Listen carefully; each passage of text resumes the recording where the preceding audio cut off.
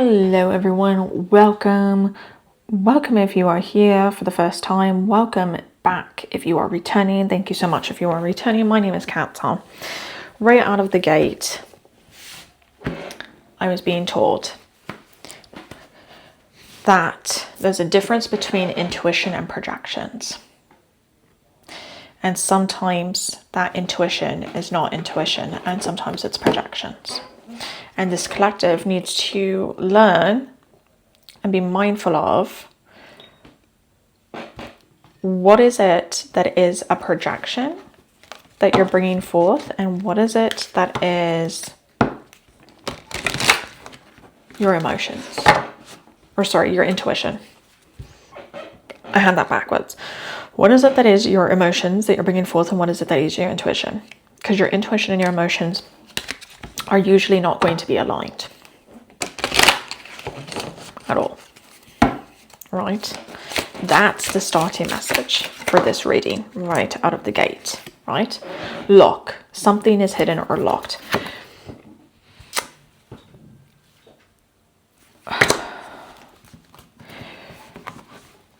Okay, I'm getting this feeling with this collective, that this collective in particular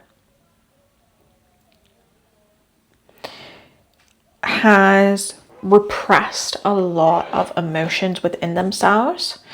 And what's happening now is there's people within this collective who are saying that they're following that intuition and they're following spirit. But what they're actually doing is they're pulling up these repressed emotions that has nothing to do with intuition or spirit and not realizing it. I'm also hearing, don't lock your heart away. Also, there's a song by Billy Ray Cyrus, Achy Breaky Heart, that's coming through. I don't know why that's coming. That is so random. So random. And I can't even remember the lyrics. I just don't even understand. It's like the chorus of the song Achy Breaky Heart, which I can't think of the lyrics right now, is kind of what they're showing me. If you don't know the song Achy Breaky Heart, and especially if you don't like country music, don't just go read the lyrics. You don't need to go listen to it. But there's something about, you've locked your heart down. This collective, you've locked your heart down. You've locked down the emotions. And the problem is that when you lock down your heart center, and when you lock down your emotions, the heart is where, in your heart chakra, which whether you realize it or not, when you lock down your emotions, you're shutting down your heart chakra, right? You're blocking your own heart chakra. So what ends up happening is you lose the connection between your lower chakras and what I call the lower chakras and the upper chakras, right? So your lower chakras are your grounding chakras, your root, your sacral, your solar plexus. These are all earth-based chakras that are designed on grounding into the earth.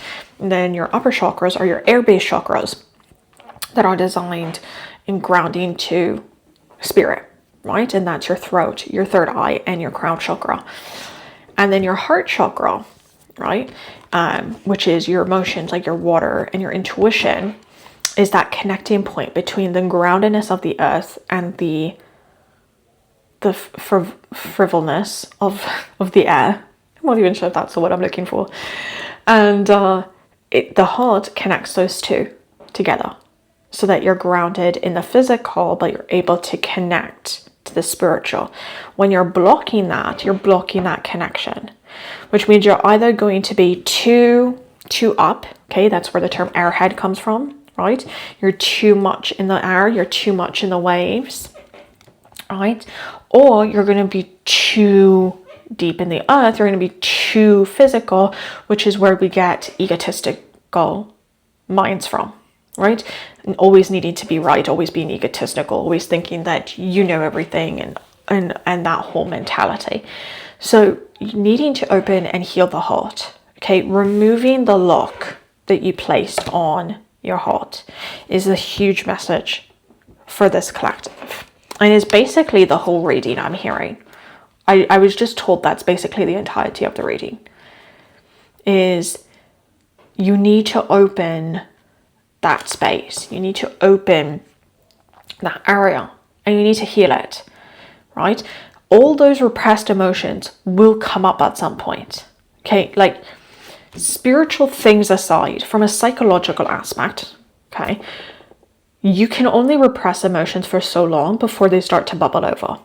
And the thing about repressed emotions is when they bubble over, they're going to bubble over and they're going to be a lot stronger and a lot harsher and a lot worse. I was going to say worse, but I don't like to use that term. That's not really the term I want to use. They're just going to be a lot more than what you initially thought they were. And so there's a massive message here of understanding and needing to understand that you're not doing yourself any favors. There was a time and a place for, probably most likely for survival, that you locked those emotions down. You locked down that grief. You locked down that anger. You locked down. The problem is now, when you're grieving, it's 10 times worse. Now, when you're angry, you just explode. There's no regulation with those emotions that you've locked down. And when you don't have a regulation with those emotions that you've locked down, right, on a physical level, that will then start impacting your nervous system. It will start impacting how you respond. It will start impacting the way you project onto other people in your relationships, okay? It will start impacting all these other things. You'll start having nervous system dysfunction on a very physical level, okay? But on the energetic spiritual level, because remembering that whatever happens in the physical gets mirrored in the spiritual and vice versa. On the spiritual level, that means that you're going to not be connected to your intuition anymore, because the connecting part, that energy center that's reliant on connecting the ego to the intuition, right, to balance it out, is shut down. So you don't have this balance anymore with this collective. It doesn't exist, and it's going to make it more and more difficult for you to expand your intuition, to expand your awareness, to expand your psychic abilities, or to expand into mediumship, because you can't do mediumship when you're in an egotistical place, right? And you can't do mediumship when you're shut down about how to deal with other humans, because in mediumship you're dealing with other people. Right? It doesn't matter that those people are technically dead, you're still dealing with other people. So you need to have a level of understanding and awareness of which emotions are coming from them and which are from you. And the problem that I'm feeling with this collective right now is that you're not able to have that. Yeah, warning. You're not able to have that because you've closed yourself off. So you're going to feel stuck. You're going to feel like you're not progressing. You're not going to be able to progress in your intuitive studies or in your psychic studies or mediumship studies or shamanic studies, because you're not opening up that can of worms. Some of you have a lot of fear about opening up that can of worms, about opening yourself up to that emotion. Some of you have preconceived notions about the concept of vulnerability. I would definitely recommend that you guys do some level of maybe journaling or working through that. Therapy for some of you, psychotherapy of some sort, might also be beneficial. But there's definitely, yeah, red flag, warning, be careful. Look, part of this is I'm speaking from experience as someone who used to have a lot of unchecked emotions. Okay, no joke. I wish sometimes my partner was willing to come on video, because he would tell you, I used to be a ticking time bomb. I'm going to be brutally honest here. Honestly, I used to be a ticking time bomb. I used to be the type of person where I bottled everything up and then I would explode. And I mean explode.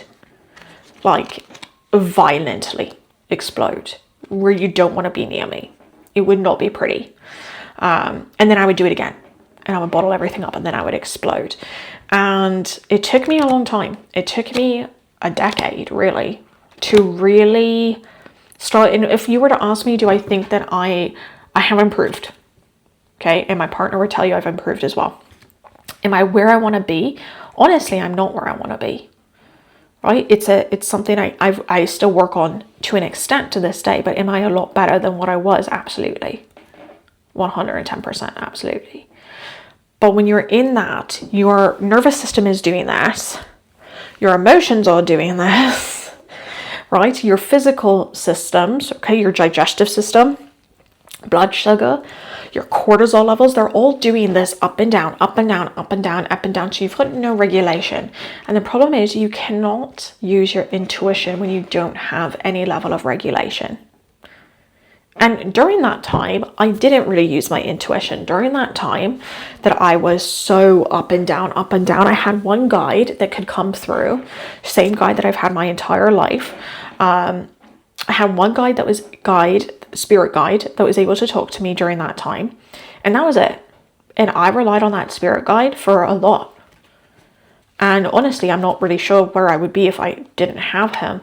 But I didn't rely on my intuition. I didn't rely on my gut feeling. I didn't trust my intuition. I didn't trust my gut feeling during that time period. I really relied on my spirit guide, that one guide that could make it through to help me out.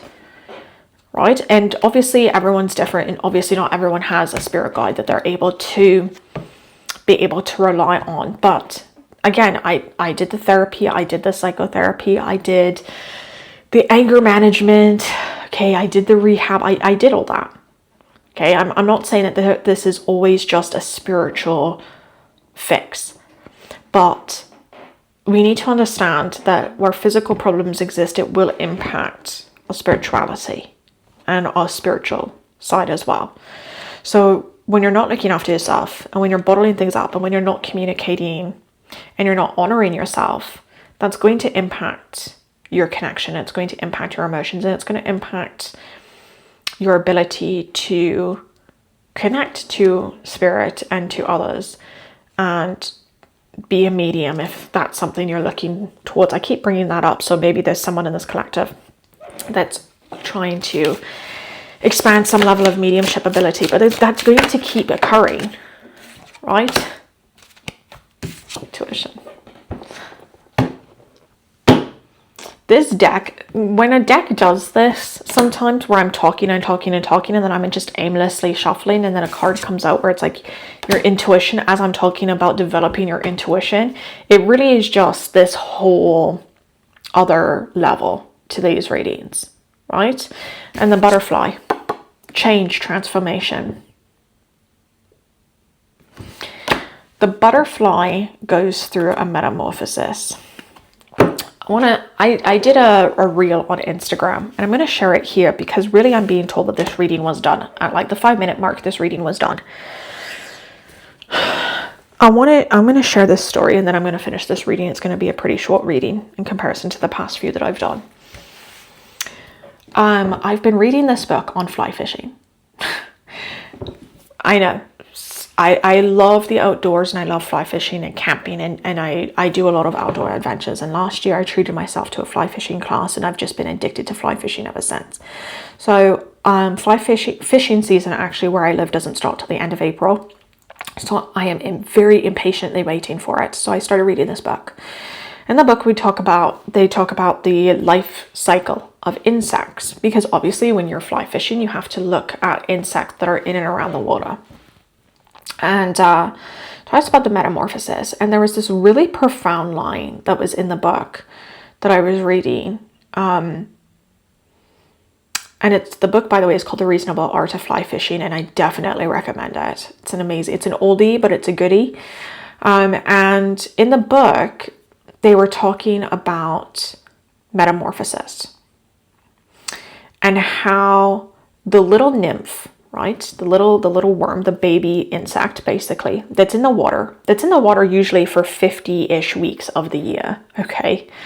You know, if for a good portion of its lifespan, it's in the water, all right, waiting to develop, has no idea that it's going to not be this like little ugly worm thing, and it's going to develop into this magnificent insect with wings, and it's going to mate, and it's going to have this amazing life outside of the water. It's got no clue that that's a potential for for this little thing, for this little tiny one that's in the water as it's fighting for all these trout that are trying to eat it.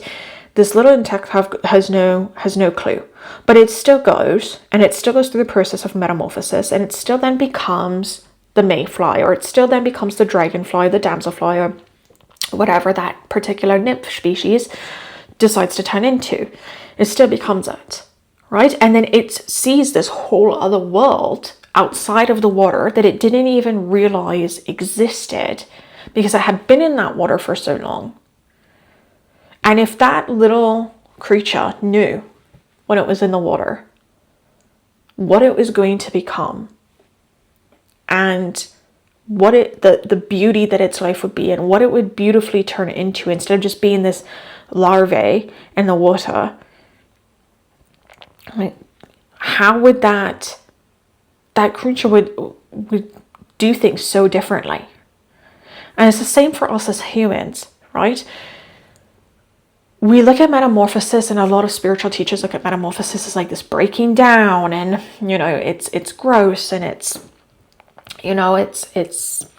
healing, and it's not nice, and to an extent that's true, right? The physical aspect of metamorphosis is literally turning to goo and then coming out and being the beautiful butterfly, or the beautiful damselfly, or dragonfly, or mayfly, or etc, etc, etc.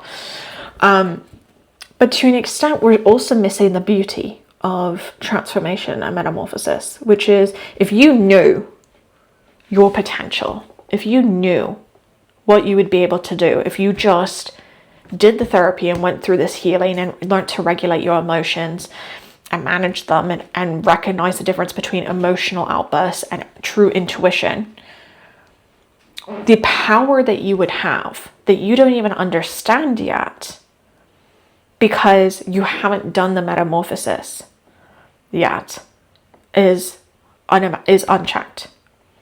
There's this whole world that you don't see yet because you're stuck in this hurt and in this repression and in these toxic cycles, that you don't realize the beauty of the other side of that, right? And if you saw the beauty of the other side of that, if you knew the amazingness that was to come from the other side of that, what would you do different now to get there? Would you do anything different now? If you realize that, if you realize that you're not just this little larvae the whole time, and you can turn into a beautiful damselfly or dragonfly, where your life is going to be like mating and going around, flying around outside of the water that you didn't even know existed, would you still hold on to all that? Or would you just go through the process, the healing, however icky it is in the moment, and trust that there's a reason that that's happening? Do you think that the butterfly, when it's being, that worm is being squished to goo inside the chrysalis, that it knows that it's going to be this beautiful butterfly? That it's going to come out and it's going to see a whole area of the world completely differently? Probably not. I don't think they do. They just continue doing, because that's what you got to do. You got to sometimes go down to goo and realize that, well, I'm going to come out of it though. And here we are. And now I'm a beautiful butterfly. And look at this amazing area of the world that you didn't even know existed when you were a caterpillar, because I was just a caterpillar, and now I get to fly all over and look at all these amazing things that exist that I never knew existed. And look at how amazing the world is now from this different perspective, because you went through that process. And this collective needs to go through that process. There's been this avoidance of messiness, the avoidance of goo. But we all, including myself, have to go through it at some point. So at some point, you have to be real with yourself, and you have to look at yourself and you have to say, okay, this hasn't helped me thus far, and it's not leading me closer to where I want to go. And it's not healthy for me to have. So, time to fix it. Time to take that lock off and deal with those emotions that are going to come flooding back, and figure out ways to manage them. And then as you gain clarity in that, that's also going to allow you to gain clarity in your intuition, because now you're going to recognize what intuition really is. And you're going to realize what intuition really was not previously. I don't know if that whole fly fishing story helped you all, but hopefully you understand the message here. I was told to stop this at 5 minutes, and I, for the past 15 minutes, have just continued forward because I just felt like that 5 minutes was not long enough. So at this point, I'm going to say that's it. That's all. Thank you for watching. Much shorter of a reading compared to some of my past ones. I appreciate all of you. Like, comment, subscribe. I think I covered everything. I hope to see you in another video. Bye.